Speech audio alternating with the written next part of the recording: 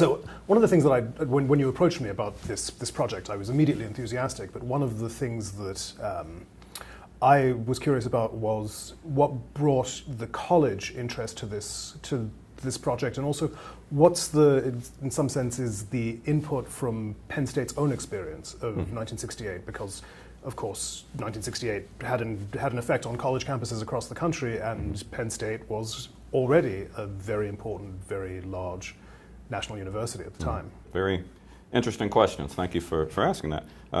One finds oneself in the middle of trying to pull off a complex enterprise, and if you're not careful, you don't step back and think about what the stakes are and why you're involved in it. So thank you for inviting me to reflect on that.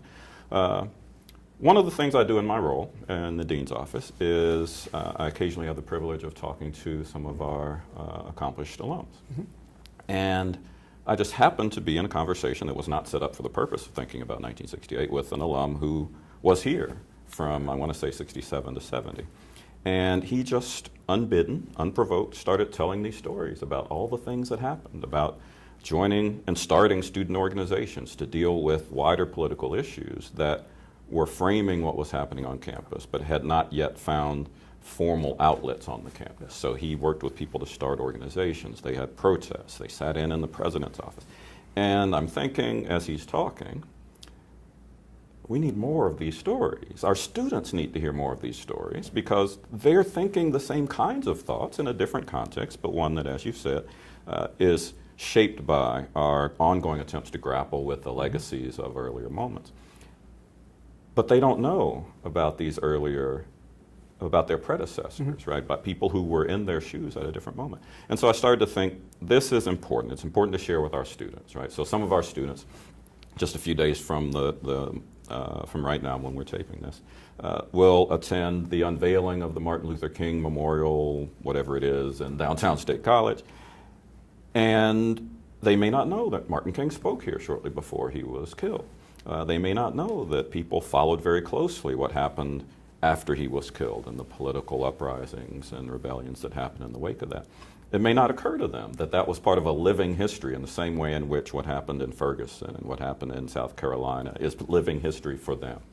And so we thought it was very important to give them a glimpse and to give our alums a glimpse and to give our other stakeholders a glimpse of people doing the same kinds of things, grappling with things we think of as finished and done in a living way, a glimpse of that happening so that they can be empowered as they attempt to do that in this current moment.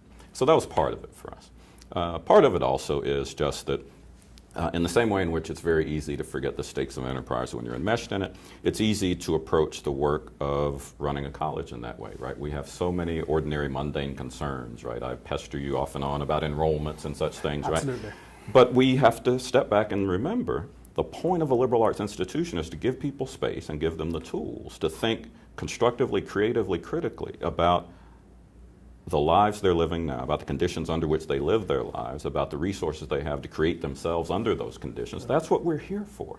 And if we don't insist on that and build programming around it, it's very easy to get lost in the nuts and bolts of just providing the service of an education.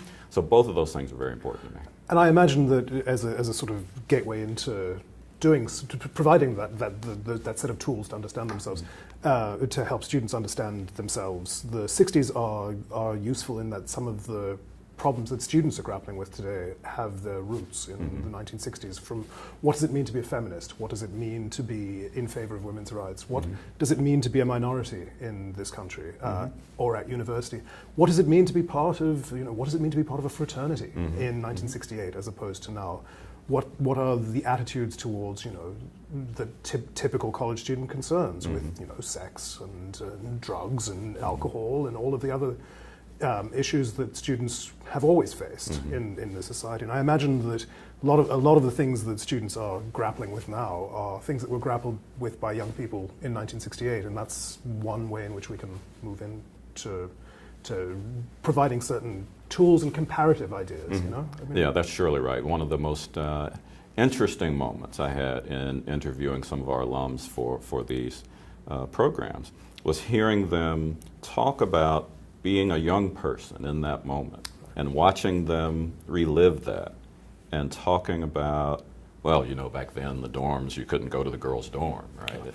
Things like that, that people now might not occur to them, right? That it was so different, but it was, as you say, animated by some of the same concerns. We couldn't go to the girls' dorm, but we found a way to hang out with the girls, right? So all that stuff is still happening, but in a very different context. And to engage people on that level and then use that as a platform for thinking about these deeper issues, I found really very, very rewarding, in part because it gets to one of the other things that you've mentioned.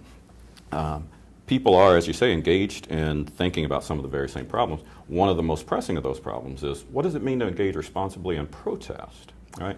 So one of the things we've not, I think, grappled with productively in the wake of the 60s and 70s is the organizing that went along with the mobilizing we think of in connection with 60s protests, right? People didn't just walk out in the streets, right? They planned, they strategized, they had clear outcomes and goals, right?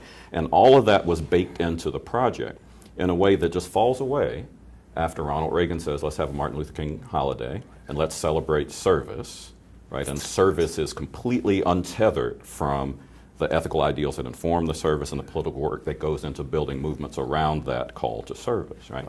And so I'll be frank with you, one of the things that encouraged me most to work with you and others on this program is hearing every year us celebrate Martin King in this completely empty way in January. And then vanishingly few people say anything in April when the anniversary of his killing comes, right? April 4, 1968, that'll be part of our course, right? That part of King, the things that led to that moment, that falls away. It's just an empty embrace of a certain kind of ethically inert service. We can't allow that in a college of the liberal arts. We're here precisely to push back against that way of engaging with our history, right? Right. Does that sound right to you? That seems right to me. No, there's always a danger in accepting key moments and key figures in history as symbols, which Martin Luther King has become, that they're also then emptied of the historical reality, and that people stop even really knowing that there was a historical reality there that was messier than the message that, for which the past has been appropriated for our present needs. And I think that's one of the things that's really exciting about this class, is that students participating in it will have the opportunity to undertake oral histories themselves and go out and talk to alums about what it was like to be at Penn State and what their experience of 1968 was here. And that'll be an important component of what students learn. They learn how to do it. Oral history is a technique and a method that students should know how to perform. And it'll give us a more permanent record, a sense of the voice of 1968 speaking to us, and articulating itself through questions asked, through stories told to today's generation of students. Yeah, I'm sure that'll be very powerful. I look forward to seeing the results of those histories. Yeah, me too.